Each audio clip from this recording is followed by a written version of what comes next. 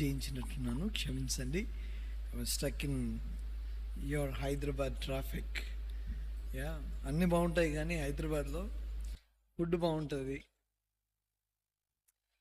నేను అనుకుని వచ్చిన హైదరాబాద్లో చికెన్ 65 తినాలి. తింటే హైదరాబాద్లోనే తినాలి. ఎక్కడ పోయినా కానీ ఎండిపోయినట్టు ఉంటుంది, ఆ కరేపాకు స్మెల్ రాదు. అదొకటి. పైనాపిల్ పేస్ట్రీ ఉంటుంది, అది ఎక్కడ ప్రపంచంలో ఎక్కడ టేస్ట్ దొరకలే. అన్నీ బాగుంటాయి కానీ ఈ ట్రాఫిక్ ఒకటే తలకాయ నొప్పి. Yeah, but anyway, praise God, దేవునికి వందనాలు. ఈ రాత్రి మనం దేవుని వాక్యంలో నుండి కొన్ని సంగతులు మనం ధ్యానించుకుందాం, ప్రార్థన చేసుకుందాం. ప్రేమ గల మా పరలోకపు తండ్రి, ఈ రాత్రి ప్రభువా నీ సన్నిధిలో నీ స్వరాన్ని వినడానికి మేము వచ్చింటున్నాం. మానవుడు ఎక్కడ కూడా కనబడకుండా నీ మెల్లనైన స్వరాన్ని మాకు వినిపింప చేయమని ప్రార్థిస్తుంటున్నాం. ఆశ కలిగిన ప్రాణాన్ని తృప్తిపరుస్తానన్నాం. ఆ రోజు మరియా నీ సన్నిధిలో కూర్చున్నప్పుడు ఈమె శ్రేష్టమైనది ఎన్నుకున్నది, అది ఆమె వద్ద నుండి తీసివేయబడదు అని మీరు అన్నారు. నీ జీవపు మాటలు మాకు దయచేయమని నన్ను ప్రభా ఇంకోసారి రక్తంతో కడిగి శుభ్రపరిచి పరిశుద్ధపరిచి శిలువ చాటును మరుగుపరిచి నాకు మాకు కావలసిన పరలోకం నుండి నీ మాటలు మాకు దయచేయమని ఇచ్చిన సమయాన్ని బట్టి వందనాలు చెల్లిస్తాం. మా ప్రభు రక్షకుని యేసుక్రీస్తుని ప్రార్థించి పెట్టుకున్నాం తండ్రి.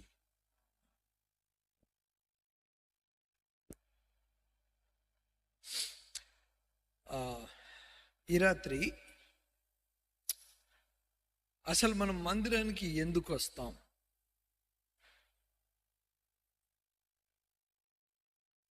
Why do you come to church?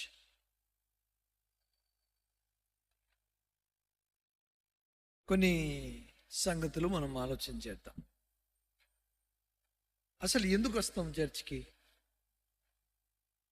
Assembly అనండి, చర్చ్ అనండి, ఏ పేరైనా పెట్టండి, ఎందుకు వస్తాము? రకరకాల కారణాలు ఉంటాయి. కొంతమంది చిన్నప్పుడు అలవాటు చేసినారు కాబట్టి రావాలంటారు. కొంతమంది ఎందుకు వస్తారని అంటే వారమంతా దోస్తులను చూడలేదు, మనం చూడొచ్చు అని వస్తారు. కొంతమంది మా చర్చిలో పాటలు బాగుంటాయి, పాటలు వినడానికి వద్దాము అని అనుకుంటారు. మీరు తప్పుగా అర్థం చేసుకోవద్దు. కొంతమంది భోజనానికి కూడా వస్తారు. ఇది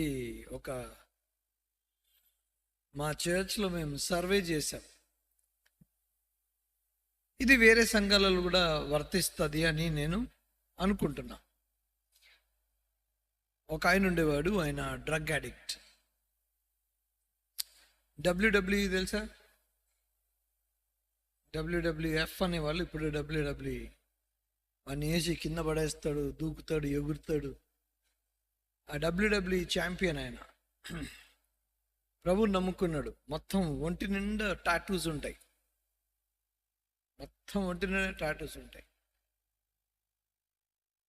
ఆ వ్యక్తి ప్రభువుని నమ్ముకొని ఒక పాస్టర్ అయ్యాడు. పాపం రీసెంట్లీ చనిపోయాడు ఆయన. ఆయన సాక్ష్యంలో చెప్పినాడు, నేను ఎట్లా రక్షించబడ్డాను అని అంటే, మా చర్చిలో పొద్దున్న బ్రేక్ఫాస్ట్కి డోనట్స్ ఇచ్చేవాళ్ళు. తెలుసు కదా డోనట్స్? తెలుసు కదా, అందరికి తెలుసు. డోనట్స్ అంటే సింపుల్గా తీయటి వడలు, అంతే కదా, తీయటి వడలు. సో ఆ డోనట్స్ తినడానికి మేము వచ్చేవాళ్ళము.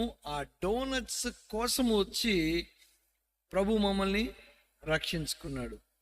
కాబట్టి భోజనానికి వస్తున్నారంటే తప్పుగా మీరు అర్థం చేసుకోవద్దు. అందుకని ఎగ్జాంపుల్ చెప్తున్నా.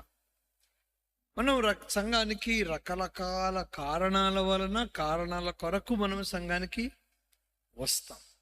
అయితే ఈరోజు వాక్యంలో నుండి అసలు మనం సంఘములో ఏముందని రావాలి, దేని కొరకు రావాలి అన్న కొన్ని సంగతులు ఆలోచన చేసుకుందాం. కొన్ని అంశములు దేవుని వాక్యం నుండి పలు స్థలాలలో చూద్దాం. చూడండి, ఒక పొరపాటు మనం చేసేది, దేవుని వాక్యంలో ఒక సూత్రం ఉంది. ఆ సూత్రం ఏంటంటే, దేవుని వాక్యంలో నెగటివ్ చెప్పబడింది, దానికి సంబంధించిన పాజిటివ్ కూడా చెప్పబడింది. సో రెండు చెప్పబడితేనే మనకు సంపూర్ణమైన అవగాహన ఉంటుంది కదా. ఇప్పుడు ఈ బ్యాక్గ్రౌండ్ డార్క్ ఉంది కాబట్టి నేను వేసుకున్న షర్ట్ మీకు చాలా చక్కగా కనబడుతుంది. ఇదే లైట్ నేను వేసుకున్న షర్ట్ స్కై బ్లూ కలర్, ఇదే వెనక బ్యాక్గ్రౌండ్ ఇంకా లైట్ అయిపోయింది అనుకోండి, ఈ షర్ట్ మీకు అంత బ్రైట్గా కనబడదు. అవునండి, వెనక డార్క్ బ్యాక్గ్రౌండ్ ఉంటేనే నేను వేసుకున్న షర్ట్ మీకు చాలా చక్కగా మంచి కలర్ ఉన్నట్టుగా ఇదే షర్ట్ మళ్ళా దీన్ని వెనక వేరే లైట్ బ్యాక్గ్రౌండ్ వైట్ పెట్టామనుకోండి, లేదంటే స్కై బ్లూ కలర్ పెట్టామనుకోండి, ఇది దాంట్లో కలిసిపోద్ది. అట్లాగనే దేవుని వాక్యంలో నెగటివ్ చెప్పబడింది, పాజిటివ్ కూడా చెప్పబడింది. దాని వలన మనము నెగటివ్ని వదిలేయాలి, పాజిటివ్ని తీసుకోవాలి అని దేవుని వాక్యము మనకు పదే పదే చెప్తుంది. దేవుని వాక్యంలో ఒక అంశాన్ని మీకు జ్ఞాపకం చేస్తాను. చూడండి, 1 సమూయేలు 4వ అధ్యాయం. 1 సమూయేలు 4వ అధ్యాయము.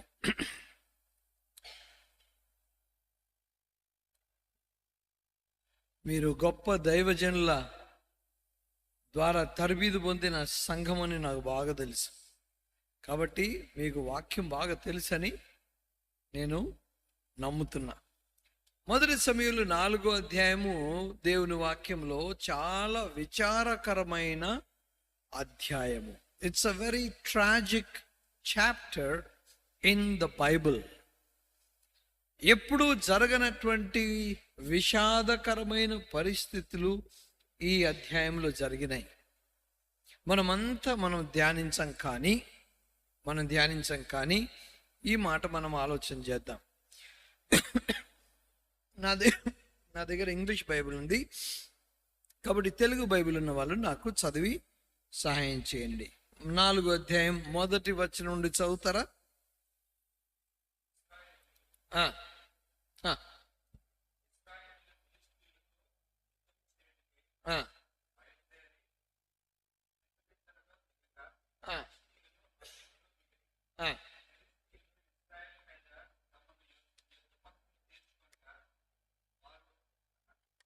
యుద్ధములో కలిసినప్పుడు ఇశ్రాయేలు ఫిలిష్తీయుల ఎదుట ఓడిపోయి యుద్ధ భూమిలోనే ఎక్కువ తక్కువ 4,000 మంది హతులైరి. ఒక్క నిమిషం బ్రదర్, మనం మెల్లమెల్లగా ఆలోచన చేద్దాం.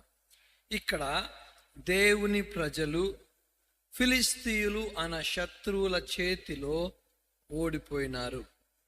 ఇది చాలు విషాదం అని చెప్పడానికి.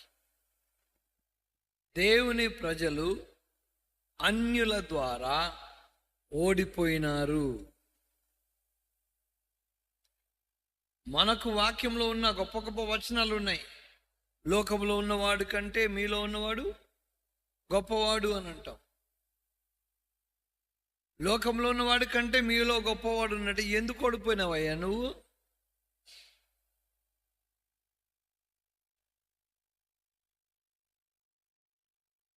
అబ్రహాము సారా భార్య భర్తలు ఒక దగ్గర ఉంటే రాజభవనం నుండి రాజు చూసినాడు.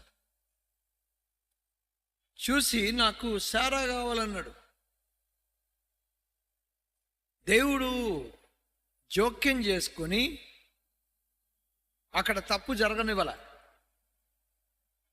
ఆ సందర్భంలో ఆ రాజు వచ్చి అబ్రహాముని గద్దిస్తాడు.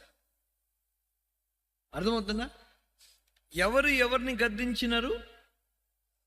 అన్యుడు ఒక దైవజనుని గద్దించినాడు. Not good. దైవజనుడు ఏం దేవుడు ఇచ్చిన అధికారం ద్వారా ఆయన ఇంకొకరిని సరిచేయాలి. అట్లా కాకుండా అన్యులు ఒక దైవజనుని గద్దిస్తున్నారు. యోన ఓడలో ఉన్నాడు, తుఫాన్ వచ్చింది. ఆయన దైవజనుడే, అవిధేయుడైనా దైవజనుడే. అప్పుడు ఓడలో ఉన్న వాళ్ళు వచ్చి, ఏమా ఎట్ట నిద్రపోతావా నువ్వు, ఏం సంగతి నీది, అసలు నువ్వు ఎవరు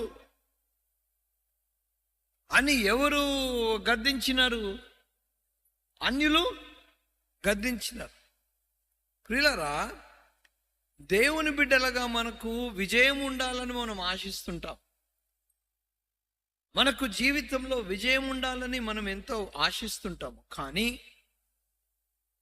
ఈ సందర్భాలు 3 మనం చూస్తే ఏమైపోయింది అని అంటే, అన్యులు వచ్చి దేవుని పిల్లల్ని ఓడింప చేస్తున్నారు.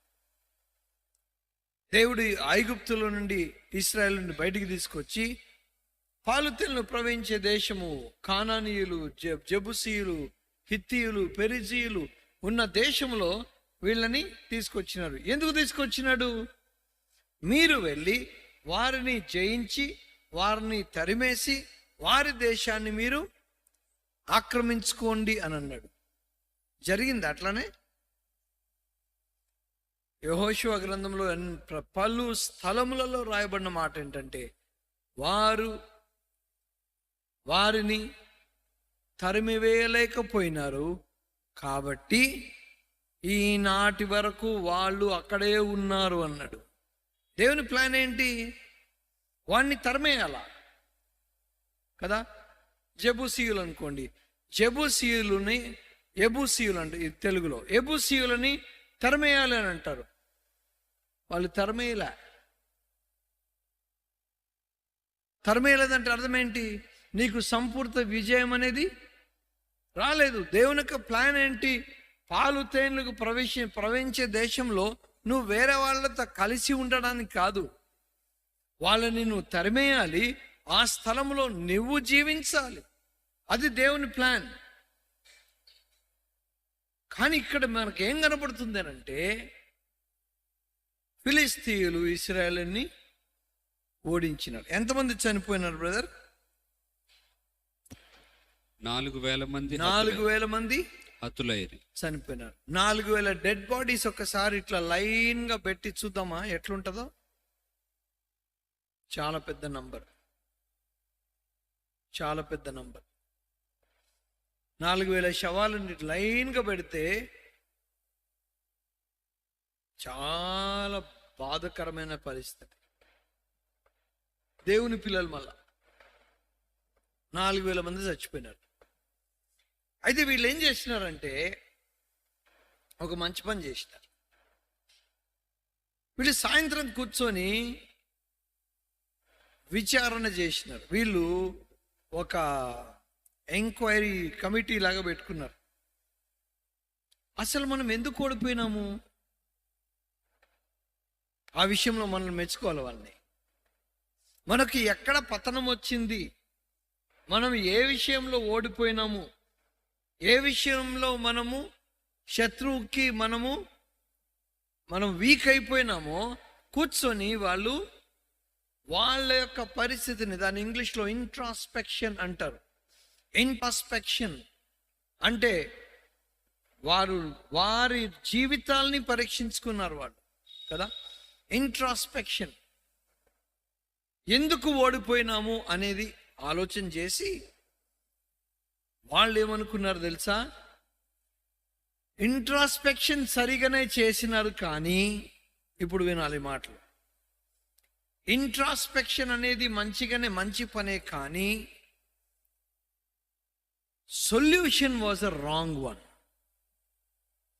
అర్థమవుతుంది? వాళ్ళు తీసుకున్న ఇంట్రాస్పెక్షన్, అసలు ఇంట్రాస్పెక్షన్ లేకుంటే అసలు అది వేరే సంగతి. నేను చేసింది కరెక్టా లేదా, ఎందుకు నా జీవితంలో ఓటమి. సపోజ్ విశ్వాసులు అనుకోండి, ప్రార్థనకి జవాబు రావట్లేదు అనుకోండి, ఒక పాయింట్ ఆఫ్ టైం వస్తుంది, ఏంటి ప్రభువా నా ప్రార్థనకి జవాబు ఎందుకు రావట్లేదు, ఇంత కాలంగా నేను ప్రభుని అడుగుతున్నా, దేవుడు నాకు ఎందుకు జవాబు ఇవ్వట్లేదు అని కూర్చొని మనము మన జీవితాన్ని విశ్లేషణ చేసుకుంటాం. మంచిది అది. సరే, చేసుకోవడం ఒకటే మంచిదే కాదు, చేసుకున్న తర్వాత దాని ద్వారా నీకేం అర్థమైంది, దానికి సొల్యూషన్గా ఏం పరిష్కారం తీసుకొచ్చినాం అనేది కూడా ఇంపార్టెంట్. సో వీళ్ళు ఏమనుకున్నారు తెలుసా, ఓ మనము మందసాన్ని తీసుకురావాలా, మందసాన్ని తీసుకొద్దాం. మందసాన్ని తీసుకొస్తే ఏమవుతుందంట, మనకు విజయము వస్తుంది అనుకున్నారు. నా క్వశ్చన్ ఏంటంటే, వాళ్ళకి ఈ కష్టమైన సమయంలో మందసము ఎందుకు గుర్తొచ్చింది? అంతే కదండి. ఇప్పుడు మా దోస్తు ఒకడు ఉండేవాడు, జేబు నిండా డబ్బులు ఉన్నప్పుడు అసలు మనం కనపడం వాడికి కదా. మీకు కూడా ఎవరో గుర్తొచ్చిండ్రు అప్పటికే. అట్లా ఎవరో ఉంటాడు, జేబు నిండా డబ్బులు ఉంటే వాడు లెక్క కూడా చేయడాడు. డబ్బులు లేవనుకో వాడు కాళ్ళు పట్టుకోమని పట్టుకుంటాడు వాడు. కానీ కష్టంలో మీరు గుర్తొచ్చినారనుకోండి, యూ షుడ్ బి హ్యాపీ కదా. కష్టంలో మీరు గుర్తొచ్చినారనుకోండి, ఎందుకు అంటే వాళ్ళ మనస్తత్వం ఎట్లున్నా కానీ వాళ్ళకి మీరు గుర్తొచ్చినారనుకోండి, you are the right person.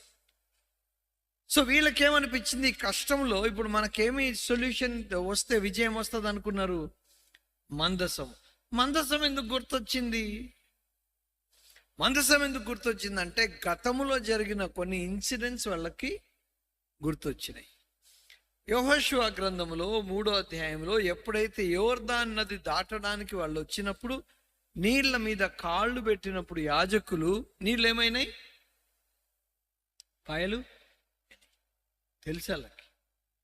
యెహోషువ గ్రంథం 6వ అధ్యాయంలో ఎరికో గోడల చుట్టూ వాళ్ళు తిరుగుతున్నప్పుడు ఏం తీసుకొని తిరిగినారు, మందసము తీసుకొని తిరిగినారు. కాబట్టి వీళ్ళు ఏమనుకున్నారంటే మందసములో శక్తి ఉంది.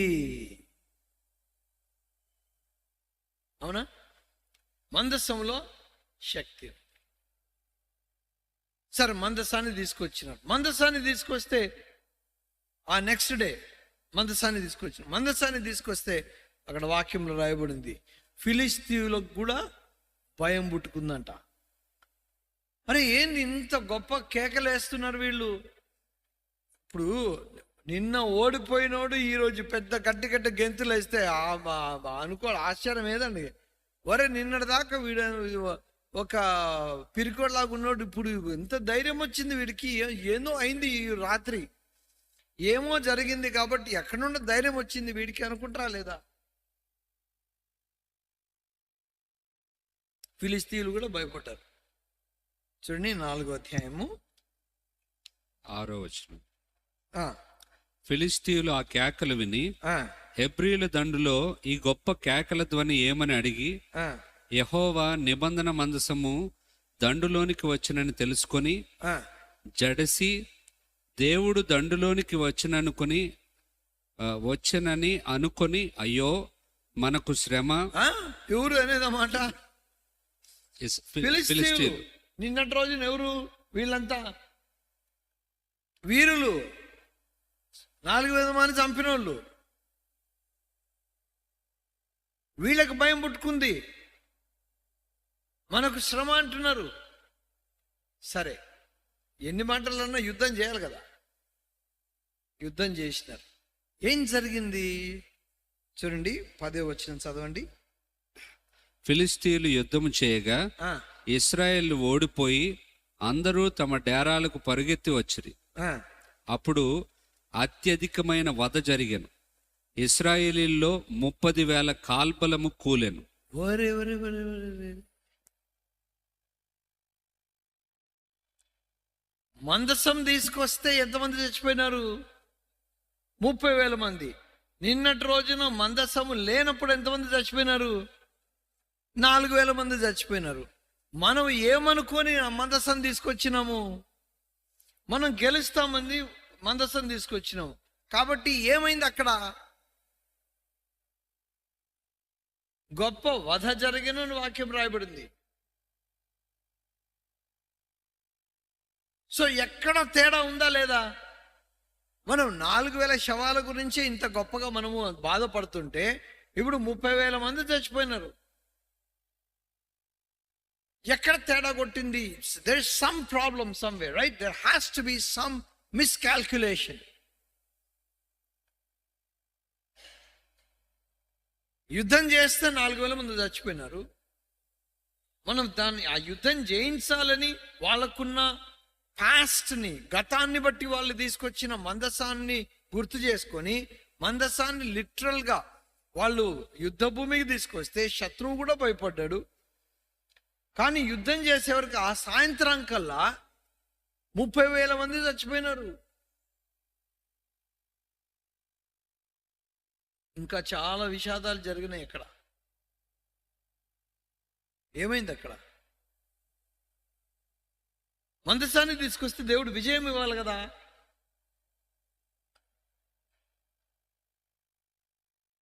ఎందుకు ఓడిపోయినాడు ఆయన? ఇశ్రాయేలీయులు ఓడిపోవడం మాత్రమే కాదు, 30,000 మంది చచ్చిపోయినారు. ఇప్పుడు అంటే అర్థం ఏంటంటే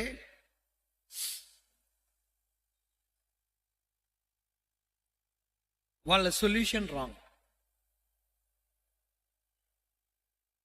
వాళ్ళు తీసుకున్న డిసిషన్ ఏందే అది తప్పు. ఏంటి తప్పు? మందసాన్ని తీసుకురావడము తప్పు. ఎందుకు? అంతే కదా. మందసాన్ని తీసుకురానప్పుడు 4,000 మంది చచ్చిపోయినారు. నా మందసాన్ని తీసుకొస్తే 30,000 మంది చచ్చిపోయినారు. సో వీళ్ళు మందసాన్ని తీసుకురావడము తప్పు. ఎందుకు తప్పు? వీళ్ళు ఏమనుకున్నారంటే శక్తి దేంట్లో ఉంది అనుకున్నారు? మందసంలో ఉంది. మందసంలో శక్తి ఎట్లొచ్చిందండి? అసలు మందసం అంటే ఏంటి? What exactly is the ark of the covenant?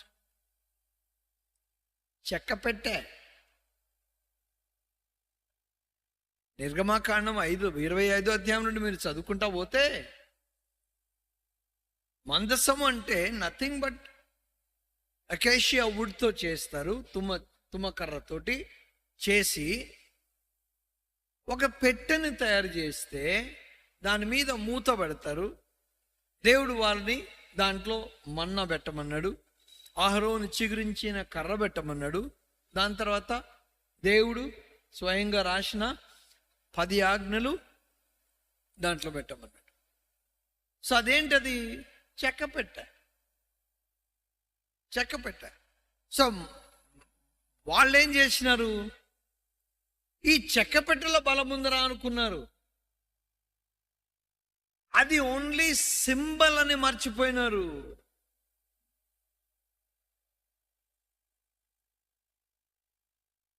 అదొక సాదృశ్యం మాత్రమే. బలము చెక్క పెట్టెలో లేదు. అక్కడ నేను వారిని కలుసుకుందును అనింది వాక్యంలో.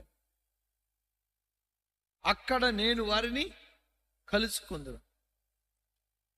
ఆ మూత మీదుగా కెరూబులు ఉంటాయి, దానికి పోల్స్ ఉంటాయి, దాని బంగారంతో పూత పూసినారు. ఇవన్నీ నైపుణ్యత కలిగిన అభిషేకించబడిన ఆ కార్పెంటర్స్ చేసిన పని. అది దేవుడిచ్చిన ప్రణాళిక ప్రకారంగా ఎంత ఏదిచ్చినా చెక్క పెట్టెలో శక్తి లేదు.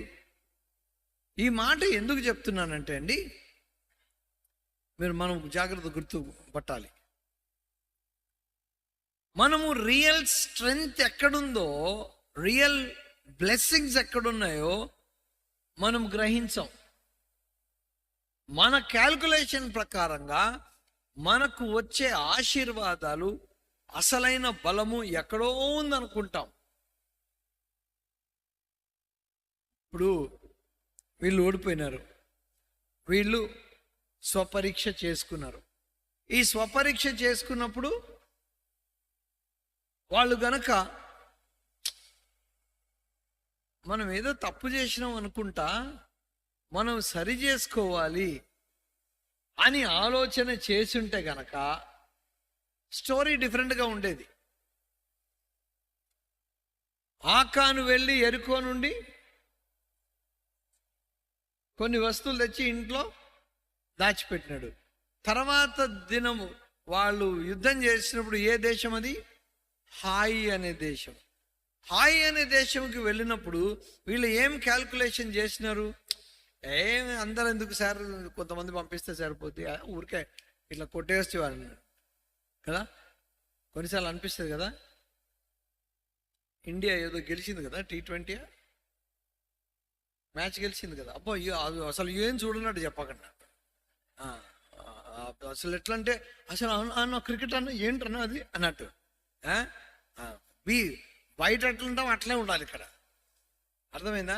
అది నేను చెప్పేది. ఎప్పుడు ఆదివారము సంఘానికి వచ్చినప్పుడు అంటే దేవదూతలు మాట్లాడుకుంటారంట, బా ఎంత పరిశుద్ధుడు, ఎంత పరిశుద్ధురాలు, బా వాళ్ళు మాట్లాడుకున్నా, నువ్వు కూడా వేస్ట్ అలా ముందని మాట్లాడుకుంటారంట. అప్పుడు దేవదూతలు అంటారంట, సాయంత్రం వరకు ఆగు, సాయంత్రం వరకు ఆగు, వాళ్ళ భాష ఎట్లా మాట్లాడుతుందో చూడు, వాళ్ళ ప్రవర్తన ఎట్లా మారిపోతుందో చూడు అని వాళ్ళు మాట్లాడుకుంటారట. కాబట్టి న్యాచురల్గా ఉందాం.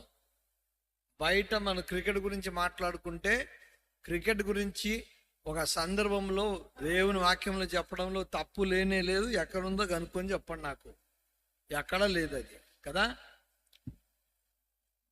ఇండియా గెలిచింది ఎవరి మీద? పాకిస్తాన్ మీద. అబ్బా సూపర్ సంతోషం. అదే ఇండియా బంగ్లాదేశ్తో ఓడిపోయింది అనుకో, ఎక్కడ లేని పరువు పోతుంది. అబ్బా మొన్న వాళ్ళు మన దగ్గరే నేర్చుకొని వాళ్ళు మనల్ని ఓడిస్తే ఎట్టుంటది కదా. ఆలోచన చేయండి. మనం ఏమనుకుంటామనంటే, నిజమైన శక్తి ఈ వస్తువులో ఉంది అని మనం అనుకుంటాం. దేవుడు ఏమంటాడంటే, అది ఓన్లీ ప్రతిబింబము, అది only symbol. Real strength is with me. ఆకాను తప్పు చేసినాడు. వాళ్ళు ఏమనుకున్నారు? పర్వాలేదులే, కొంతమంది పోయి కొట్టేయచ్చు అనుకున్నారు. పోయితే ఆ కొంతమంది హాయి వాళ్ళు వీళ్ళు ఓడగొట్టినారు. ఆ సందర్భంలో యెహోషువ ప్రార్థన చేస్తున్నప్పుడు, మీకు ఇది ఎప్పుడన్నా మీరు ఆలోచన చేసినారో లేదో, మన దగ్గర మంచి టెక్నికల్ టర్మ్స్ వాడతామండి మనం కదా. క్రైస్తవులుగా, విశ్వాసులుగా మన దగ్గర మంచి సూపర్ లాంగ్వేజ్ ఉంటుంది, టెక్నికల్ లాంగ్వేజ్. బ్రదర్ మీరు రేపు వస్తారంటే, ప్రార్థన చేద్దాం బ్రదర్ అని అంటాడు. అంటే రానని అర్థమాడ. దానికి పూత పూస్తాడు. మళ్ళీ దానికి ఇంకోటి ఏంటి, దేవుని చిత్తం అయితే ప్రభు బ్రదర్ అంటాడు.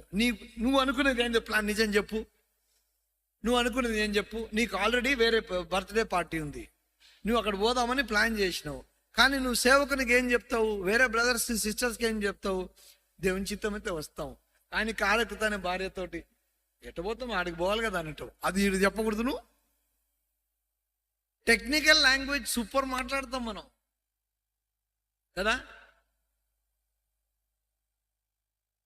ఒక మాట గుర్తుపెట్టుకోండి, చాలామంది నన్ను అడిగినారు, అన్న మనం ప్రార్థన చేద్దాం అన్నట్టు. దేవుడు ప్రార్థన ఆపిన సందర్భాలు ఉన్నాయి వాక్యంలో. అదేంటండి దేవుడు ప్రార్థన ఎట్ట ఆపుతాడండి?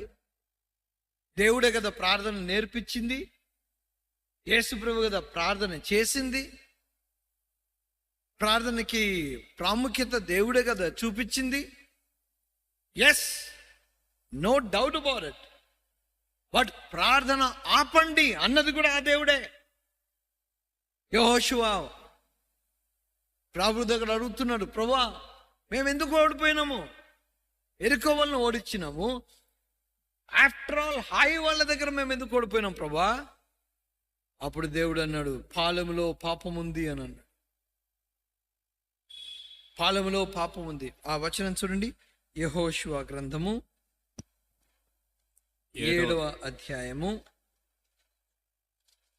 9-10. యెహోషువ గ్రంథము 7వ అధ్యాయము 10-11.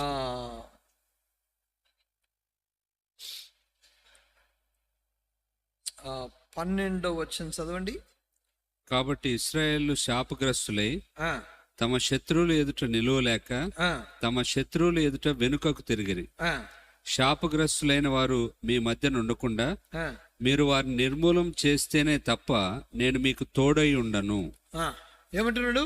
మీరు దాన్ని నిర్మూలము చేస్తేనే తప్ప నేను మీకు తోడై ఉండను రానంటాడు. తర్వాత ఇంకో వచనం చూడండి, నీవు లేచి 13వ వచనం చదవండి. నీవు లేచి జనులను పరిశుద్ధపరిచి వారితో ఇలాగు చెప్పుము, రేపటికి మిమ్మల్ని మీరు పరిశుద్ధపరచుకొనుడి. ఇశ్రాయేలు దేవుడైన యెహోవా సెలవిచ్చినదేమనగా, ఇశ్రాయేలులారా మీ మధ్య శాపగ్రస్తమైనది ఒకటి కలదు. మీరు దానిని మీ మధ్య నుండకుండా నిర్మూలం చేయ వరకు మీ శత్రువుల ఎదుట మీరు నిలువలేరు. ఈ మాట బహుశా మనం అందరం అండర్లైన్ చేసుకోని వాక్యం. లాస్ట్ లైన్ మళ్ళీ చదవండి బ్రదర్. మీ మధ్య ఇశ్రాయేలు దేవుడైన యెహోవా సెలవిచ్చినదేమనగా, ఇశ్రాయేలులారా మీ మధ్య శాపగ్రస్తమైనది ఒకటి కలదు. మెల్లగా చదువుదాం. మీ మధ్య శాపగ్రస్తమైనది ఒకటి కలదు. మీరు ఆ ఒకటి దానిని మీ మధ్య నుండకుండా నిర్మూలము చేయు వరకు మీ శత్రువుల ఎదుట మీరు నిలువలేరు. ఆ నిర్మూలము చేసేది దేవుడు చేయాలా, మనము చేసుకోవాలనా? ఏమండి కదా, మనము ఇండియాలో ఉన్నాం కదా, మనకు అవుట్ సోర్సింగ్ భలే అలవాటు. అవుట్ సోర్సింగ్, ప్రతిదానికి అవుట్ సోర్సింగ్ చేసేస్తాం. మనకు ఏదన్నా చేయాలంటే వాళ్ళకి చెప్పేస్తాం, వీళ్ళకి ఇచ్చేస్తాం, వాళ్ళకి ఇచ్చేస్తాం. కొన్నిసార్లు మనం అదే పని చేస్తాం.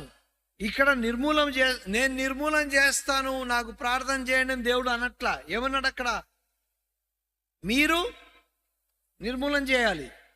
You have to do it. ఏం జరిగింది అక్కడ? యెహోషువ ప్రార్థన చేస్తున్నాడు. 10వ వచనం చదవండి బ్రదర్. యెహోవా యెహోషువతో ఇట్లా నేను లెమ్ము, నీవేళ ఇక్కడ ముఖము నేల మోపుకొందువు.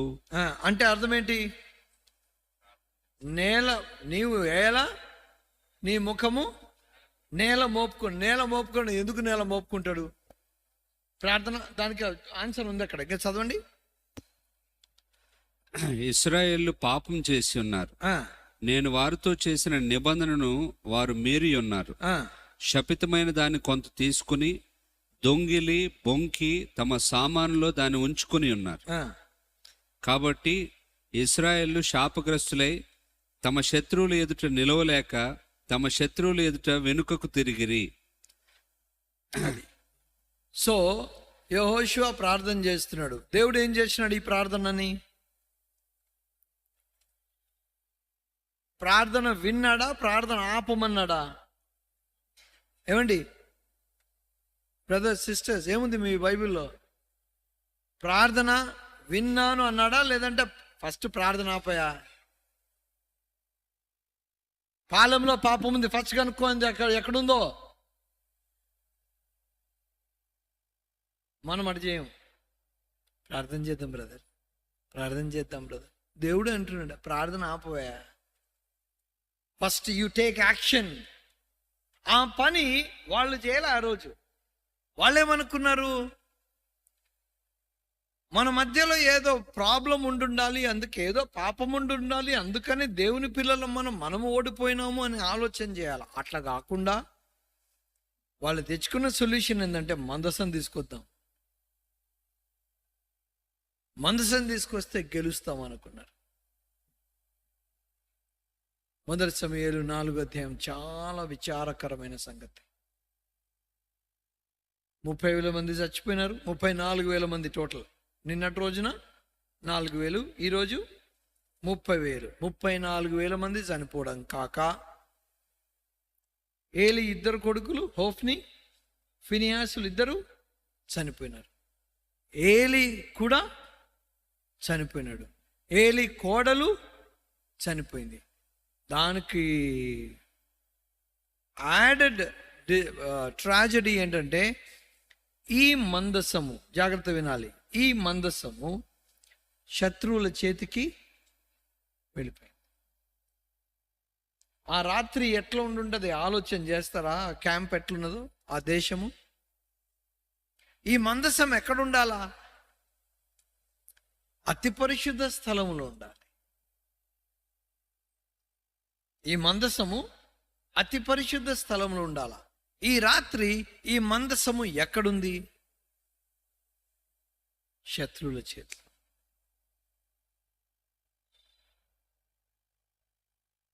ప్రియులారా, మనము కొన్నిసార్లు మన జీవితం గురించే తప్పు అంచనాలు వేస్తాం. మనము మన తెలివితేటలు, మన జ్ఞానము, మన బుర్ర అని అనుకొని మన ప్రాబ్లమ్స్కి ఇది కరెక్ట్ సొల్యూషన్ అనుకుంటాం. వాళ్ళు తీసుకున్న solution was a horrible solution అని కనబడిపోతుంది. 34,000 మంది చచ్చిపోయినారు. ప్రాముఖ్యులైన ఒక కుటుంబంలో 4 చచ్చిపోయినారు. అంత మాత్రమే కాకుండా మందసము శత్రువుల చేతికి వెళ్ళిపోయింది. ఓ రోజు నేను కూర్చొని ఆలోచన చేస్తున్న ఈ వాక్య భాగం, ఈ మందసము చాలా ప్రాముఖ్యమైంది. ఎప్పుడు కాకపోయినా యామ్ కిపూర్ అనే ఒక పండుగ వాళ్ళకు ఉంటుంది. ఆ యామ్ కిపూర్ అనేది ఏంటి అంటే ప్రధాన యాజకుడు అతి పరిశుద్ధ స్థలములోనికి వెళ్ళి, కదా, గుర్తుందా? ప్రధాన యాజకుడు సంవత్సరానికి ఒక రోజు ఆయన అతి పరిశుద్ధ స్థలంలోనికి వెళ్ళి ఈ మందసం మీద రక్త ప్రోక్షణ చేయాలి. అర్థమవుతుందా? నేను కూర్చొని ఆలోచన చేయండి. జస్ట్ ఇమాజిన్, ఈ రాత్రి శత్రువుల చేతికి మందసము వెళ్ళిపోయింది. రేపు పొద్దున యామ్ కిపూర్.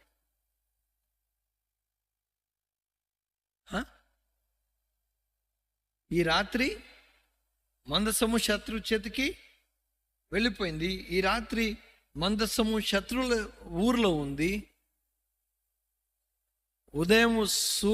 ఉదయం అయిన వెంటనే అది యామ్ కిపూర్ అనుకోండి. ప్రధాన యాజకుడు ఏముందని పోతాడు లోపలికి? అది ఇశ్రాయేలుకి ఎంతో అవమానకరమైన పరిస్థితి. దీనంతటికీ కారణం ఎవరు? కదా, మనకు ప్రాబ్లం వచ్చినప్పుడు ఏం చేయాలా? ఎవరు ప్రాబ్లం, ఎక్కడ ప్రాబ్లం అనేది మనం అనలైజ్ చేయాలి. వీళ్ళు అనలైజ్ చేసినారు, కానీ ప్రాబ్లం ఎక్కడుందనేది వాళ్ళు గ్రహించలేదు. కానీ డైరెక్ట్గా వాళ్ళ బుర్రలను వాడి వాళ్ళు ప్రార్థన చేసినట్టుందా అండి అక్కడ? ప్రభా, మేము ఎందుకు ఓడిపోయినాము అని ప్రార్థన చేసినారా? కనీసం యెహోషువను ప్రార్థన చేస్తే దానికి ప్రభు ఆపా, నువ్వు ఫస్ట్ కనుక్కో, ఇది పలానా జరిగిందని దేవుడు ఆయనకు బయలుపరిచినాడు. వీళ్ళు ఇక్కడ ప్రార్థన చేయలే. బుర్రలు వాడినారు, లాజిక్ వాడినారు. మనం ఏం చేస్తాం తెలుసా? అదే పని చేస్తాం. చాలాసార్లు మనం ఏం చేస్తామంటే లాజిక్ వాడతాం. ప్రభు యొక్క చిత్తం ఏంటో కనుక్కోం. దానివల్ల మనము ఎన్నో రాంగ్ సొల్యూషన్స్ తెచ్చుకుంటాం. ఈ మాట ఎందుకు ప్రారంభించినారు ఈరోజు నేను మనం మాట్లాడుకోబోయే అంశంలో అంటే, ప్రభువే శక్తికి ఆధారం అనేది మర్చిపోయి ఇశ్రాయేలీలు దేంట్లో శక్తి ఉందనుకున్నారు? మందసములో శక్తి. మందసం యాక్చువల్లీ చెక్క పెట్టా. నువ్వేమో దేనికి శక్తి ఉందనుకున్నావు? మందసంలో శక్తి ఉందనుకున్నావు. మందసంలో శక్తి ఉంటే నువ్వు గెలవాలి కదా. మందసంలో శక్తి ఉంటే నీకు విజయం రావాలి. కానీ ఏమైపోయింది? మీ వాళ్ళు ఇంతమంది చచ్చిపోయినారు, పైగా మందసము శత్రువు ఎత్తుకుపోయినాడండి.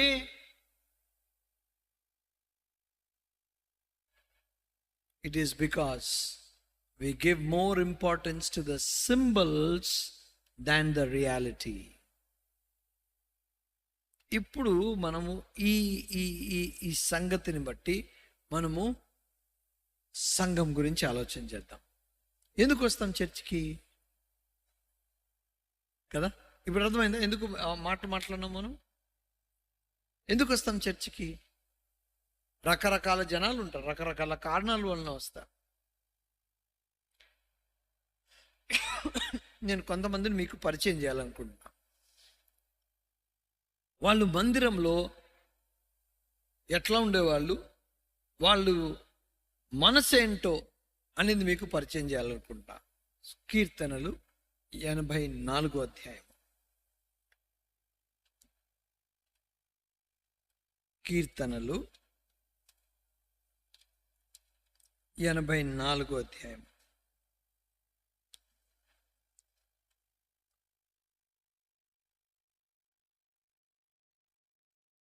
రెండో వచనం చదవండి. యెహోవా మందిరావరణములను చూడవలనని నా ప్రాణము ఎంతో ఆశపడుచున్నది. ఒక్క నిమిషం. నా ప్రాణము, మై కదా, మై సోల్ యర్న్స్. నా ప్రాణము అంటే ఈ నా అన్నది ఎవరు? ఈ కీర్తన రాసింది కోరహ కుమారులు. ఈ కోరహ అనే వ్యక్తి ఎవరు? మోషే అహరోనుకి వ్యతిరేకంగా తిరుగుబాటు చేసిన వ్యక్తి.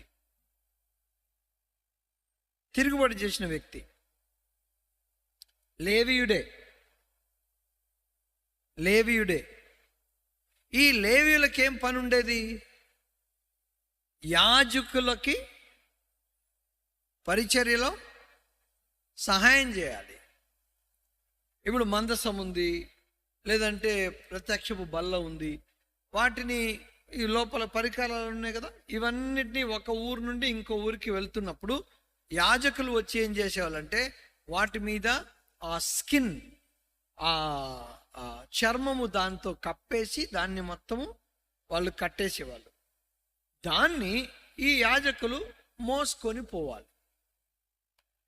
సో వీళ్ళు డైరెక్ట్గా మందసాన్ని లేదంటే ఆ దేవుని మందిరం ప్రత్యక్ష గుడారంలో ఉన్న వాటిని డైరెక్ట్గా టచ్ చేయడానికి లేదా.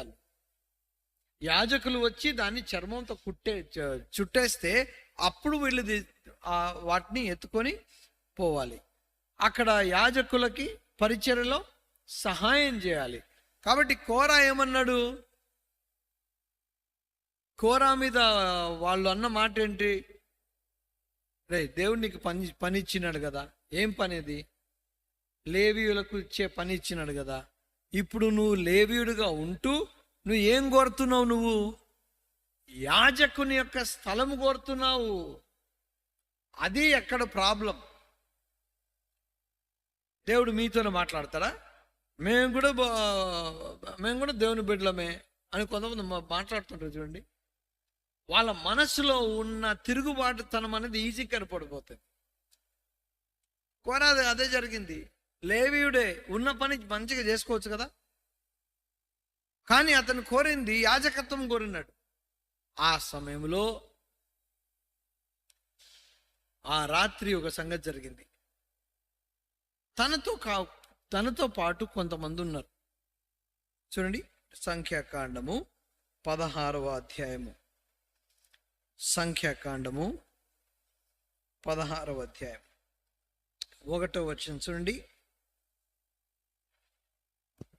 లేవికి ముని మనుమడును కహాతుకు మనుమడును ఇస్సారు కుమారుడునగు కోరహు రూబేనియల్లో ఏలియాబు కుమారులైన దాతాను అబిరాములను పేలెతు కుమారుడైన ఓనును యోచించుకొని ఇశ్రాయేల్లో పేరు పొందిన సభికులను సమాజ ప్రధానులైన 250 మందితో మోషేకు ఎదురుగా లేచి, ఇప్పుడు ఇక్కడ పేర్లు చూడండి.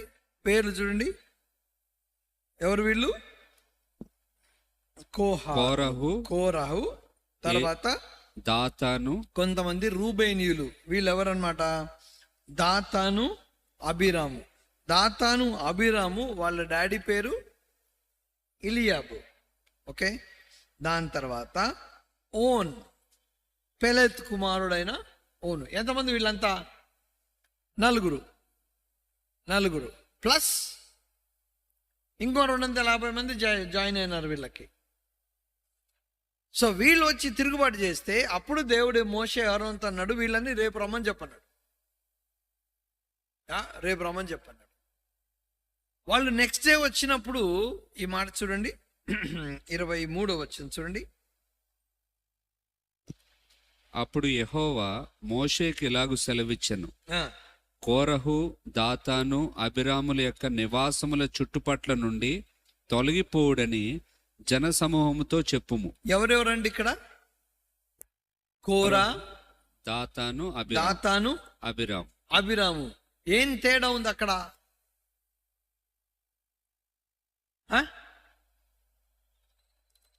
నిన్నటి రోజు ఎంతమంది ఉన్నారు? నలుగురు. ఎవరెవరు? కోరా, దాతాను, అబిరాము, 4వ వ్యక్తి ఓను. తర్వాత రోజు రమ్మన్నప్పుడు ఎవరెవరు ఉన్నారు అక్కడ? కోరా, దాతాను, అబిరాము. 4వోడు ఎవడు? ఓను. లేడే. అర్థమవుతుందా?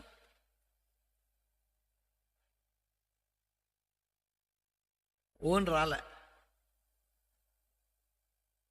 ఎందుకు తెలుసా? ఓన్ డిసైడ్ చేసుకున్నాడు, నేను కోరాతో పోను, కోరా తప్పు. నిన్న రోజు నేను తప్పు చేసిన, ఆయనతో కలిసి ఉన్నా, కానీ ఈరోజు ఉండ. కాబట్టి దేవుడు ఓన్ని పిలిపించమని చెప్పలే, ఓన్ సరి చేసుకున్నాడు. ఓను ఒక్కడే కాదండి. చూడండి, సంఖ్యాకాండము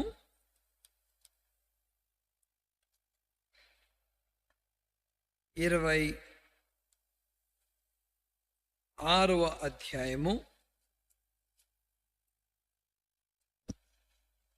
11వ వచనం. అయితే కోరహు కుమారులు చావలేదు. ఎవరు? కోరహు కుమారులు చావలేదు. మిగతా వాళ్ళంతా వచ్చిన గ్యాంగ్ అంతా ఉన్నారే, వాళ్ళు ఏమైపోయినారు? ఇంకా 250 మంది వచ్చినారు కదా, వాళ్ళు కూడా చచ్చిపోయినారు.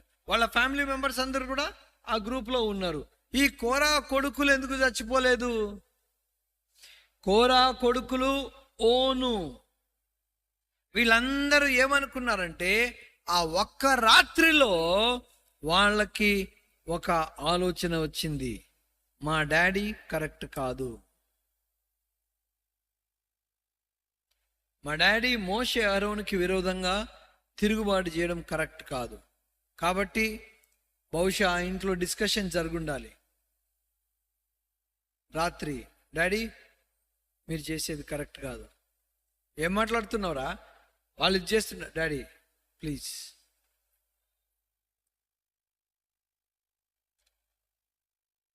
రేపు మేము మీతో రావట్లేదు. మీ డాడీని రా నేను, ఆఫ్ కోర్స్ డాడీ, కానీ ఈ విషయంలో మాత్రం మేము మీతో సహకరించాం. నెక్స్ట్ డే మార్నింగ్ వచ్చినప్పుడు ఏం జరిగింది? కళ్ళ ముందు కోరాహు తన గ్రూప్ అంతా కూడా సజీవంగా భూమిలోకి వెళ్ళిపోయినారు. పైనుండి అగ్ని వచ్చి ఆ 250 మందిని కాల్చేసింది. చచ్చిపోయింది ఎవరు ఇప్పుడు? కోరా అండ్ గ్యాంగ్. సో తప్పు చేసింది ఎవరు లెక్క? ఇప్పుడు ఎవరో వచ్చి కత్తితో పొడవలా. బైబిల్లో ఎప్పుడు కూడా అట్లాంటి సందర్భం జరగలేదు. నిలబడ్డము భూమి చీలిపోయి సజీవంగా వెళ్ళిపోవడము, అది కండ్లారందరూ చూసినారు. సో అది ఎవరు చేయగలిగింది? దేవుడు చేయగలిగింది. సో శిక్షించింది ఎవరు వాళ్ళని? దేవుడు. కాబట్టి తప్పు చేసింది ఎవరు ఈ విషయంలో? కోరా అండ్ హిస్ గ్రూప్. కానీ దేవుడు కోరా కొడుకులని తప్పించినాడు. ఎందుకంటే వాళ్ళు ఆ తప్పులో ఏకీభవించాల. కొన్నిసార్లు మనకు ఎంత నిజమైన ఎంత వాస్తవమైన మనకు బంధుప్రీతి వలన మనము న్యాయాన్ని కప్పిపెట్టేసి మా వాళ్ళు ఉన్నారు కదా అని మనం వెళ్ళిపోతాం. కోరా కొడుకులు అట్లా చేయలే. ఏం జరిగింది తెలుసా? వాళ్ళు బ్రతికినారు, వాళ్ళు చనిపోలే. ఓన్ గురించి తర్వాత మనకు వాక్యంలో ఎక్కడ తెలియదు. కానీ కోరా కుమారులు మాత్రము చనిపోలేదు. కోరా కుమారులు చనిపోలేదు. కోరా కుమారులు బ్రతికున్న దినములో వాళ్ళ పని ఎక్కడా? ఇప్పుడు కోరా లేవీయుడు కాబట్టి కోరా కొడుకుల పని ఎక్కడ? మందిరంలోనే. అది కొత్త ఏం కాదు వాళ్ళకి. ఇప్పుడు లేవీయులు ఎవరికి హెల్ప్ చేయాలి? యాజకులకు. ఏమండి, నా తెలుగు అర్థమవుతుందా? Are you want me to speak in Tamil? No? Okay okay. So యాజకులకి సహాయం చేయవలసింది లేవీయులు. కోరా ఎవరు? లేవీయుడే. కోరా కుమారులు లేవీయులే. కాబట్టి లేవీయులు ఏం చేయాలి? మందిరంలోనే పని చేయాలి. మందిరంలో పని చేయడం వాళ్ళకి ఏమన్నా కొత్త? వాళ్ళ నాయన చనిపోకముందు వీళ్ళు ఎక్కడ పని చేసేవాళ్ళు? మందిరంలోనే పనిచేయాలి. వాళ్ళ నాయన చనిపోయిన తర్వాత ఎక్కడ పని చేసేవాళ్ళు? మందిరంలోనే పని చేసేవాళ్ళు. ఈ సందర్భం అంతా ఎందుకు చెప్పినాడంటే అండి,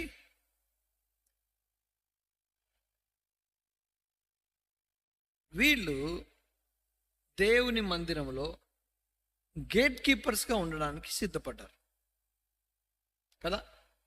84వ కీర్తన 10వ వచనం. నీ ఆవరణంలో ఒక దినము గడుపుట నీ ఆవరణములో ఒక దినము గడుపుట 1000 దినముల కంటే శ్రేష్టము. ఈ మాటలు భలే మాట్లాడతాం మనం కదా. మనం వేరే వాళ్ళని పోల్చుకుంటాం, వేరే సంఘస్థులని, వేరే డినామినేషన్స్ని. మీరు ఎంతసేపు ఉంటారు ఆ చర్చిలో? ఇది చాలా పెద్ద అపోహ. చెప్తాను చూడండి. అమెరికాలో ఉన్న సంఘాల గురించి మన ఇండియన్స్ చాలా ఈజీగా మాట్లాడేస్తారు. ఏమేముందా, గంటన్నరలో అయిపోతుంది చర్చ్ అని అంటారు. గంటన్నరలో అయిపోద్ది వాళ్ళ చర్చ్. మేము చూడు 5 గంటలు ఉంటాం. గొప్ప వాళ్ళని పోల్చుకొని చెప్తున్నారు. సరే, మీరు 5 గంటలు ఉంటారు, 6 గంటలు ఉంటారు అనుకోండి. నేను ఒక మాట చెప్తాను చూడండి. సెప్టెంబర్ 30వ తేదీ 2022 సంవత్సరం నా లైఫ్లో నేను మర్చిపోలేను. అది ఎంతో దూరం లేదు, జస్ట్ ఒక నెలే. సెప్టెంబర్ 30, 2022 సంవత్సరం. హార్డ్లీ a month ago ఒక ప్రేయర్ మీటింగ్ జరిగింది. మనకి ఇండియాలో ఎట్లయితే ఆదివారాలు ఉంటుందో, కొన్ని దేశాలలో, ముస్లిం దేశాలలో శుక్రవారం ఉంటుంది. ఉదయం 10 గంటలకి ప్రేయర్ మీటింగ్ స్టార్ట్ అయింది. రాత్రి 12:30కి అయిపోయింది.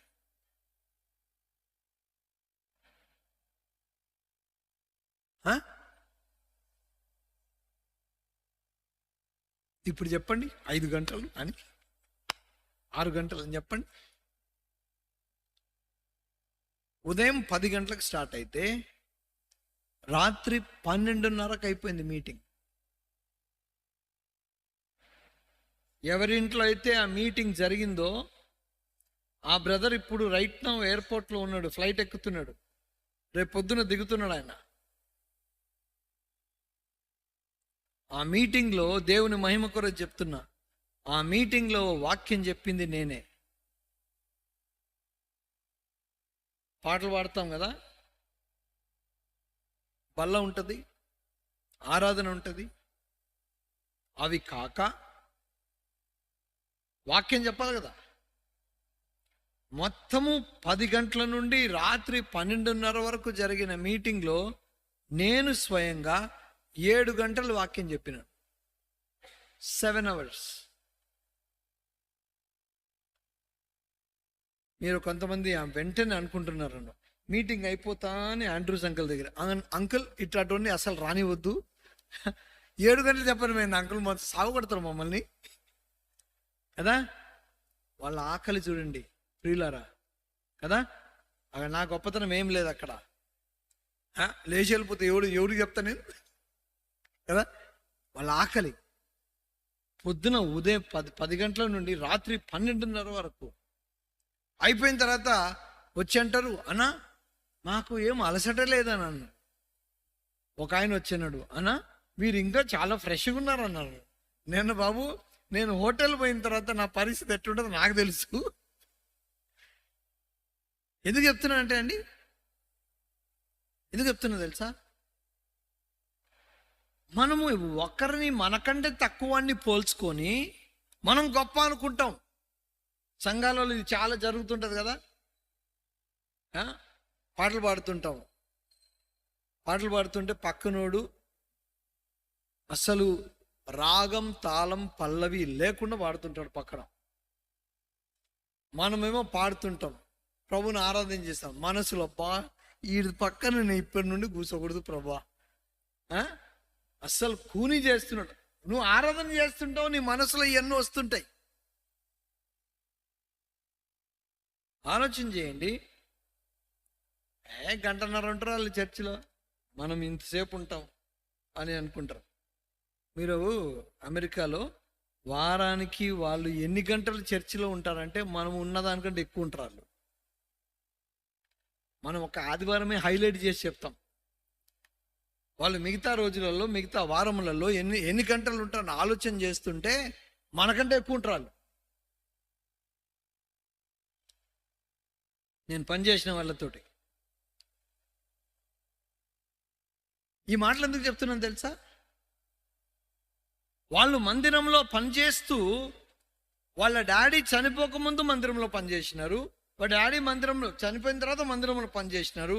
కానీ ఇప్పుడు వాళ్ళ ఆలోచన ఎట్లుంది తెలుసా, ప్రభువా నీ మందిరంలో బయట, నీ మందిరంలో 1 దినము గడుపుట 1000 దినముల కంటే శ్రేష్టము. 1000 దినములు అంటే కనీసం 3 సంవత్సరాలు, ఆర్ క్లోజ్ టు 3 years కదా. 365 times 3, so 2 years maybe 8 months or 9 months అనుకోండి, క్లోజ్ టు 3 years. నీ 1 దినము గడుపుట 1000 దినముల కంటే శ్రేష్టం అని అంటాడు. ఎవరు అంటున్నారు? దాని తర్వాత ఇంకో మాట అంటారు చూడండి, భక్తిహీనుల గుడారంలో నివసించుట కంటే. ఎవరిని అంటున్నాడు ఇండైరెక్ట్ గా? చెప్ బ్రదరు, ఆ వచనం అంత గట్టిగా చదువుతూ నువ్వు ఈ మాట అంత భయపడుతున్నావు. భక్తిహీనుల గుడారం అని అంటే ఎవరిని అంటున్నట్టు అక్కడ? వాళ్ళ నాయన్నే, అవునా? భక్తిహీనుల గుడారములో నివసించుట కంటే నా దేవుని మందిర ద్వారమునొద్ద నుండుట నాకు ఇష్టం. నా దేవుని మందిర ద్వారంలో నిలబడతానంట. సొలొమోను మందిరం కట్టిన తర్వాత అప్పుడు అన్నారు, ఇప్పుడు మనం మందసం మోసే పని లేదు కదా, ఇప్పుడు లేవీ వీళ్ళందరూ ఉన్నారే వాళ్ళకి గేట్ కీపర్ పని ఇద్దామన్నారు. వీళ్ళు గేట్ కీపర్స్గా నిలబడుతూ, ఇప్పుడు ఈ వచనం చూద్దాం, 2వ వచనం చదవండి. యెహోవా మందిరావరణములను చూడవలనని ఆ, నా ప్రాణము ఎంతో ఆశపడుచున్నది. నా ప్రాణము ఎంతో ఆశపడుచున్నది. అది సొమ్మసిల్లుచున్నది. ఆ, జీవము గల దేవుని దర్శించుటకు ఆ, నా హృదయమును నా శరీరమును ఆనందముతో కేకలు వేయుచున్నవి. వీళ్ళు ఎక్కడున్నారు? మందిరంలోనే. కానీ వీళ్ళ పని ఎక్కడ? గేట్ దగ్గర.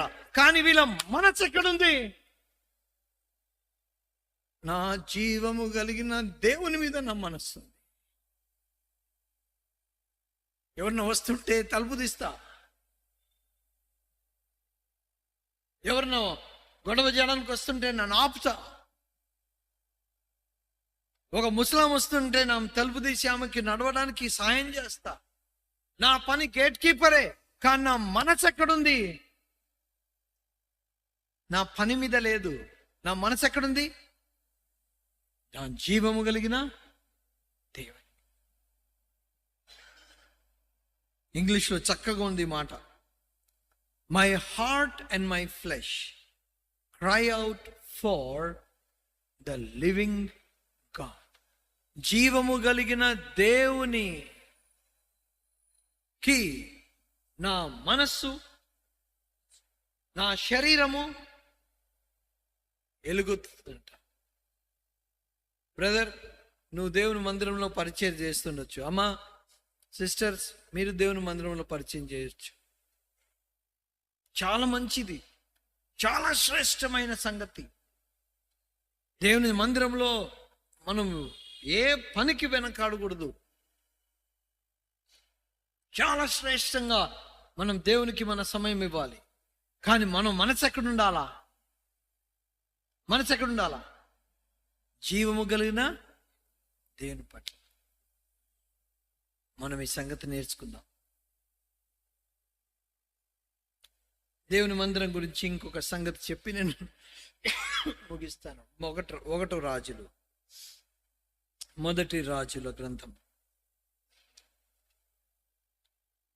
8వ అధ్యాయం. మందిరము కట్టబడిన తర్వాత ప్రతిష్ఠిత జరిగింది. ఆ ప్రతిష్ఠిత ప్రార్థన ఉంటుందండి. I think we all need to sit down and read. మీరు ఎంతమంది ఈ ప్రార్థన మీరు విన్నారో నాకు తెలియదు, కానీ హెబ్రోన్ కాంపౌండ్ ప్రతిష్ఠించబడినప్పుడు బాక్సింగ్ అంకుల్ చేసిన ప్రార్థన మీరు విన్నారో లేదో నాకు తెలియదు. వినలేదు అని అంటే యూట్యూబ్లో ఉంది, ఎప్పుడైనా వినండి. వణుకు పుడుతుంది. ఏం ప్రార్థన చేసినారండి దైవజనుడు. Powerful prayer. మందిరము నిర్మించబడింది, సొలొమోను ప్రార్థన చేస్తున్నాడు. మనం అంతా చదవడానికి టైం లేదు, కానీ ఈ ప్రార్థనలో ఒక అంశాన్ని మీకు జ్ఞాపకం చేస్తాను. అది పదే 8వ అధ్యాయంలో కనబడుతుంది. కాబట్టి శాంపుల్గా మీకు ఇది చూపిస్తాను. చూడండి, 8వ అధ్యాయము 30వ వచనం నుండి చదవండి.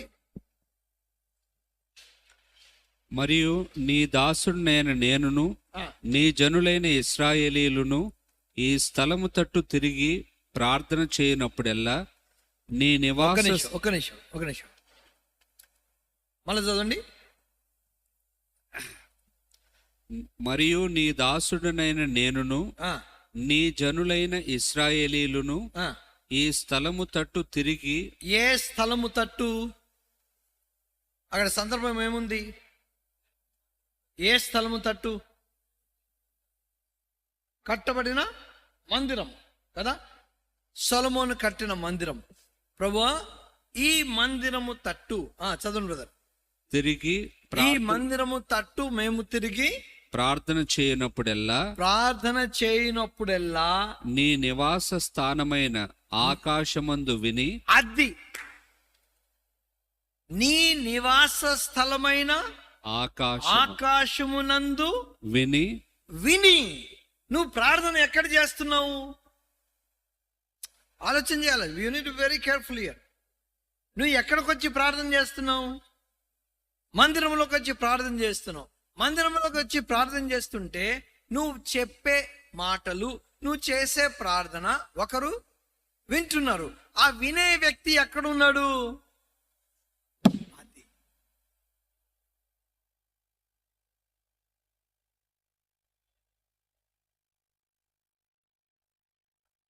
నువ్వు చేసే ప్రార్థన, మందిరంలో వచ్చి చేస్తే ప్రార్థన. సొలొమోను అంటాడు, అంటే అర్థం ఏంటి?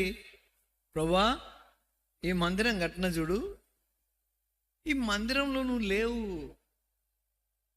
ఎందుకు అంటే నీ నివాస స్థలం ఎక్కడా? అది 8వ అధ్యాయము 27వ వచనం చూడండి. నిశ్చయముగా దేవుడు ఈ లోకమందు నివాసము చేయడు, ఆకాశ మహాకాశములు సహితము నిన్ను పట్టజాలవు. నేను కట్టించిన ఈ మందిరము ఎలాగు పట్టును?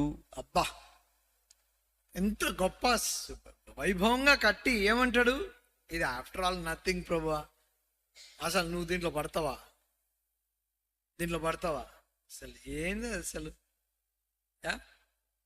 మా తమ్ముడు కొడుక్కి ఈరోజు వాడు బొమ్మలు అడుగుతున్నాడు. ఏదేదో బొమ్మలు అడిగినాడు. నేను 2 రోజులు వాడిని కొనిద్దామని నేను ఎంతో ట్రై చేస్తుంటే నాకు టైం దొరకట్లే. ఈరోజు వాడిని స్కూల్లో ఆపేసి పోయి మాల్ ఓపెన్ అయితేనే ఫస్ట్ కొనిద్దామని పోయినా. వాడిని అడిగిన, ఏది కావాలంటే నాకు ఇది కావాలన్నాడు. ఇంకేమైనా కావాలంటే అది కూడా కావాలన్నాడు. సరే అది కూడా తీసుకురాను. చిన్న బొమ్మ. ఇప్పుడు ఆ పిల్లోని, అరే ఈ కారులో నువ్వు ఇంటికి పోరా అంటే పోతారా వాడు? కదండి. ఏంటది? బొమ్మ. ఆ బొమ్మలో ఆ పిల్లోడు కూర్చొని కారులో ఇంటికి పోమంటే పోతాడా? పోడు. అట్లనే గొప్ప వైభవంగా బిల్డింగ్ కట్టేసి, టెంపుల్ కట్టి, సొలొమోను ఏమంటుండో తెలుసా? ఇది ఆఫ్టర్ ఆల్ ప్రభా, నువ్వు ఎక్కడ పడతావు దాంట్లో Prabha? You are too big. కానీ నువ్వు మాకొక మందిరాన్ని ఇచ్చినావు. మేము వచ్చి ప్రార్థన చేసినప్పుడు మాకు సరి అయిన జ్ఞానము దయచేయి.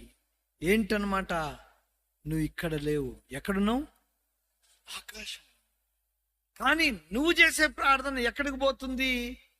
ఈ బిల్డింగ్లో, ఈ పిల్లర్స్ మధ్యలో, ఈ రూఫ్ దగ్గర ఉండట్లా. నువ్వు చేసే ప్రార్థన పరలోకానికి చేత, పరలోకంలో నుండి విని నువ్వు అక్కడి నుండి మాకు జవాబు దయచేయి అని అంటున్నాడు. అది సొలొమోను చేసిన ప్రార్థన. ప్రియులారా, ఈ 3 ఎగ్జాంపుల్స్ మనం చూసినాం. మందసంలో బలం ఉందని ఒక గ్రూప్ అనుకున్నారు కదా. మందసంలో బలం ఉందని ఒక గ్రూప్ అనుకున్నారు. ఇంకొక గుంపు వారెవరు? కోరా కొడుకులు. వాళ్ళు దేవుని మందిరంలో పనిచేస్తున్నా నా మనస్సు మాత్రము నా జీవము కలిగిన దేవుని మీద ఉంది అని అన్నారు. అట్లాగనే సొలొమోను అంటాడు, వచ్చి మేము ప్రార్థన చేసినప్పుడు ప్రభువా, పరలోకం నుండి విండు ప్రభు. నాకు తెలుసు నువ్వు ఇక్కడ లేవు, కానీ నువ్వు పరలోకంలో ఉన్నావు. కానీ నేను వచ్చి చేసినప్పుడు ప్రార్థన పరలోకానికి చేరుతుంది.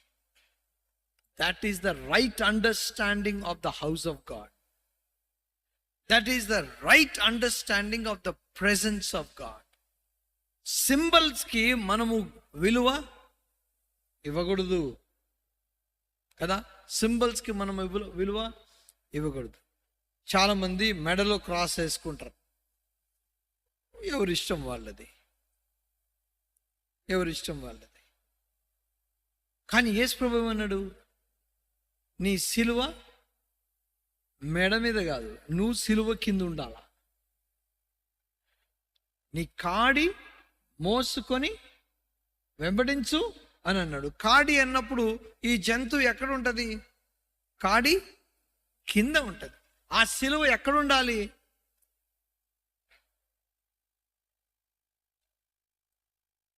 మన జీవితంలో మనం ఎప్పుడు మర్చిపోకున్నది సిలువ.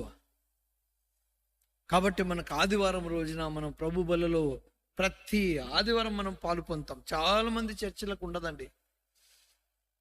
చాలా మంది చర్చిలకు ఉండదు.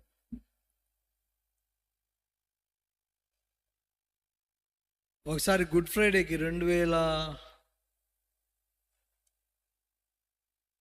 2009 సంవత్సరం గుడ్ ఫ్రైడే మీటింగ్ కోసము మేము 1200 కిలోమీటర్లు ప్రయాణం చేసిపోయినాం మీటింగ్ కోసం. ఎందుకంటే ఎక్కడా లేవు. మనకేమో ప్రతి ఆదివారం ఉండే. ఏంటి బల్ల?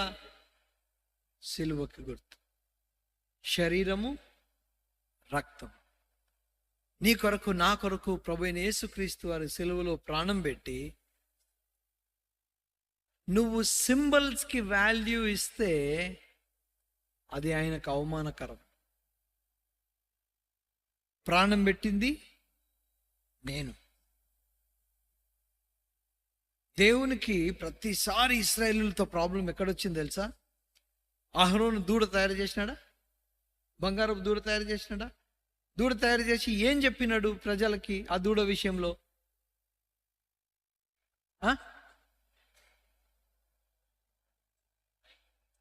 ఐగుప్తు నుండి రప్పించిన, మిమ్మల్ని ఐగుప్తు నుండి రప్పించింది ఇదిగో ఈ దూడే అన్నాడు. ఎంత అవమానము దేవునికి! నిజమాది. పస్కా బలి పశువు వలన మీరు బయటపడ్డారు. యేసుక్రీస్తు యొక్క విమోచన ద్వారా నీవు నేను రక్షించబడ్డాము. అది మర్చిపోయి సింబల్స్కి మనం వాల్యూ ఇచ్చుకుంటా పోతుంటే దేవుడు మనకు జ్ఞాపకం చేస్తున్నాడు. వాళ్ళు చేసినట్టు చేయొద్దు. వాళ్ళకు మందసం లేకుండా పోయింది, కానీ దేవుడు తర్వాత తిరిగి మందసాన్ని మళ్ళా తెప్పించిన. దేవునికి వందనాలు కదా. మన మందసం తిరిగి వచ్చేసింది. కానీ కోరా కొడుకులు ఏం చేసినారు? గేట్ దగ్గర ఉంటూ నా మనస్సు ఎక్కడుందంటున్నారు? జీవం కలిగిన దేవుని మీద. సొలొమోను అంటాడు, ప్రభువానేమో వచ్చి మేము అందరంలో ప్రార్థన చేసినాడు, పరలోకము నుండి విను ప్రభువా. ప్రియులారా, అట్లాంటి సరి అయిన అవగాహన మనకు దేవుడు మనకిచ్చిన ఈ మందిరము గురించి మనము కలిగిందుముగాక. ప్రార్థన చేసుకుందాం.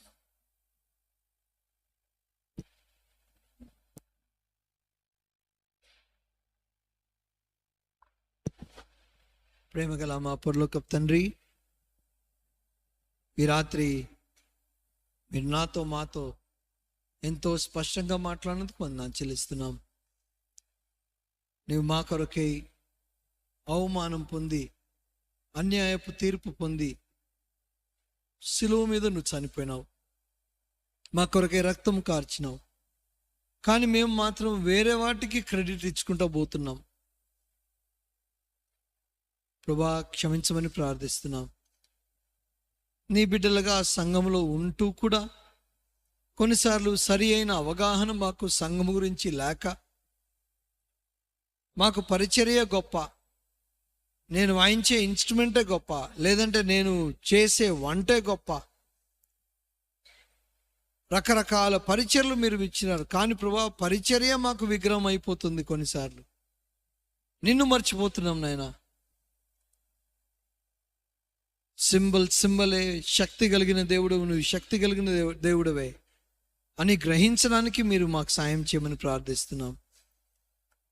ఇశ్రాయేలీలు వారు ఓడిపోయినప్పుడు ఎంత స్వపరీక్ష చేసుకున్నా వాళ్ళు తీసుకున్న డెసిషన్ వాజ్ రాంగ్. అట్లా ఉండకుండా మాకు సాయం చేయ ప్రభువా. అదేవిధంగా నాయనా, కోరహ కుమారులు గేట్ దగ్గర నిలబడ్డా వాళ్ళ మనసంతా మందసం దగ్గర ఉంది. ప్రభా, పిచ్చుకలకి అంత మంచి స్థలం ఇచ్చినావు నాయనా. వాటి పిల్లలు కూడా అక్కడే పెరుగుతున్నారు.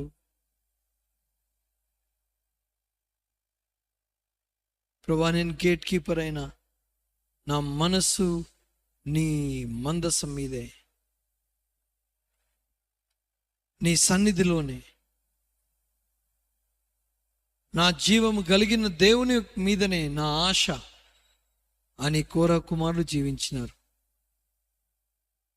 సొలొమోను ఇంత గొప్ప వైభవంగా మందిరాన్ని కట్టి మేము ఈ స్థలముకు వచ్చి ప్రార్థన చేసినప్పుడు నువ్వు వినేది మాత్రం పరలోకము నుండి అని గ్రహించినాడు. సంఘములో ఏముంది, ఏమి లేదు, అసలు శక్తి ఎక్కడి నుండి వస్తుంది, దేవుడు గొప్ప కార్యములు ఎట్లా చేస్తాడు అనే సంగతులు ఈ రాత్రి మీరు మాతో తేటగా మాట్లాడినందుకు నా చెల్లిస్తున్నాం. మా మైండ్ సెట్ని, మా మనసుల్ని మేము సరి అయిన దృష్టికి మలచడానికి సాయం చేయండి.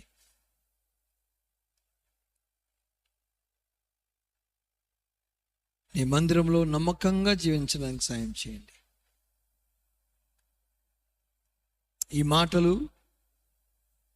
నీరు కట్టి ఫలింపజేసి 30 అంతలు, 60 అంతలు, 100 అంతలు ఫలింపచేయమని, ఈ మాటలు మేము ఇంకనూ ధ్యానించడానికి సాయం చేయమని,